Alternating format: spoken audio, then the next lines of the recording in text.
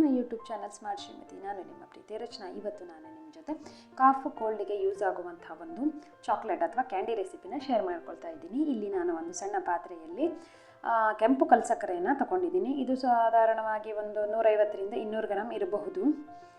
ಇದಕ್ಕೆ ನಾನು ಸ್ವಲ್ಪವೇ ನೀರು ಹಾಕಿಬಿಟ್ಟು ಕುದಿಸ್ತೀನಿ.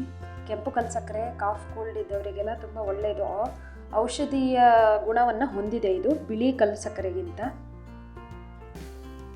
ನೋಡಿ, ಇಲ್ಲಿ ಸ್ವಲ್ಪವೇ ನೀರು ಹಾಕ್ಕೊಂಡಿದ್ದೆ, ಯಾಕಂದರೆ ನಾನಿಲ್ಲಿ ಚಾಕ್ಲೇಟ್ ಅಥವಾ ಕ್ಯಾಂಡಿ ಮಾಡ್ತಿರೋದ್ರಿಂದ. ನಿಮಗೆ ಸಿರಪ್ ಬೇಕಂದ್ರೆ ಸ್ವಲ್ಪ ಜಾಸ್ತಿ ನೀರು ಹಾಕ್ಬಿಟ್ಟು ಮಾಡ್ಕೋಬಹುದು.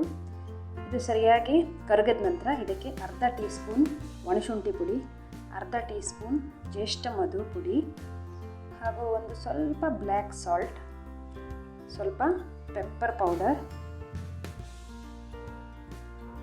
ಹಾಗೂ ಇದು ಇಡೇಬಲ್ ಕರ್ಪೂರ ಅಂದರೆ ಪಚ್ಚ ಕರ್ಪೂರ ಅಂತಾರಲ್ಲ ಅದನ್ನು ತೊಗೊಂಡಿದ್ದೀನಿ. ಇದು ಆಪ್ಷನಲ್, ಬೇಕಾದರೆ ತೊಗೊಳ್ಳಿ, ಬಟ್ ಕ್ಯಾಂಡಿ ಫ್ಲೇವರ್ ಚೆನ್ನಾಗಿ ಬರುತ್ತೆ, ಹಾಗಾಗಿ ಸ್ವಲ್ಪವೇ ಸ್ವಲ್ಪ ಹಾಕ್ಕೊಂಡಿದ್ದೀನಿ ನಾನಿಲ್ಲಿ. ಇದನ್ನು ಚೆನ್ನಾಗಿ ಕಲಿಸ್ಬೇಕು. ಹಾಗೆ ಇದಕ್ಕೀಗ ಅರಿಶಿನ ಪುಡಿನ ಹಾಕ್ಕೊಳ್ತಾ ಇದ್ದೀನಿ. ಈ ಪಾಕ ಗಟ್ಟಿ ಆಯಿತು ಅಂತ ಅಂದ ತಕ್ಷಣ ನೀವು ಫ್ಲೇಮನ್ನು ಸಣ್ಣ ಮಾಡಿಬಿಟ್ಟು ಅಥವಾ ಆರಿಸ್ಬಿಟ್ಟು ಲಾಸ್ಟಲ್ಲಿ ಒಂದು ಅರ್ಧ ಹೋಳು ನಿಂಬೆಹಣ್ಣನ್ನು ಹಿಂಡ್ಕೋಬೇಕು. ನೋಡಿ, ಇದಾಗ್ತಾ ಬಂದಿದೆ. ಇದನ್ನು ಸ್ವಲ್ಪ ಹೊತ್ತು ಹಾಗೆ ಜಾಸ್ತಿ ನೀವು ಫ್ಲೇಮಲ್ಲಿ ಕರಗಿಸ್ತಾ ಬಂದಷ್ಟು ಪಾಕ ಗಟ್ಟಿ ಆಗ್ತಾ ಬರುತ್ತೆ. ಆವಾಗ ನಿಮಗೆ ಕ್ಯಾಂಡಿ ಥರ ಆಗುತ್ತೆ, ಇಲ್ಲ ಅಂದರೆ ಸಿರಪ್ ಥರ ಉಳಿಯುತ್ತೆ. ನೋಡಿ, ನಾನಿಲ್ಲಿ ಸ್ವಲ್ಪ ದಪ್ಪ ಆದಮೇಲೆ ಆರಿಸಿದ್ರಿಂದ ಈ ರೀತಿ ಬಿಲ್ಲೆಗಳಾಗಿ ಹಾಕ್ಕೊಂಡಿದ್ದೀನಿ. ಇದು ಪೂರ್ತಿ ತಣ್ಣಗಾದ ಮೇಲೆ ಈ ರೀತಿ ನಾನು ತೆಕ್ಕೊಳ್ತಾ ಇದ್ದೀನಿ. ನೋಡಿ ಎಷ್ಟು ಚೆನ್ನಾಗಿ ಬರುತ್ತೆ ಇದು.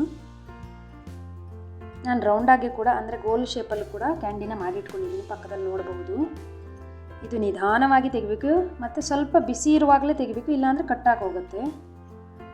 ನೋಡಿ, 2 ಥರದ್ದು ಕ್ಯಾಂಡಿನ ಮಾಡಿಟ್ಟಿದ್ದೀನಿ. ಹಾಗೂ ಇನ್ನೊಂದು ಥರ ಕೂಡ ನಾನು ಮಾಡಿದ್ದೀನಿ, ಅದೇನಂತ ಹೇಳ್ತೀನಿ. ಇದೇ ಬಿಲ್ಲೆಗಳನ್ನು ಯೂಸ್ ಮಾಡಿಬಿಟ್ಟು ನಾನು ಅದನ್ನು ಪೆಟಲ್ಸ್ ಥರ ಮಾಡಿ ಸಣ್ಣದಾಗಿ ಹೂವಾಗಿ ಒಂದು ಚಾಕ್ಲೇಟನ್ನು ರೆಡಿ ಮಾಡಿದ್ದೀನಿ.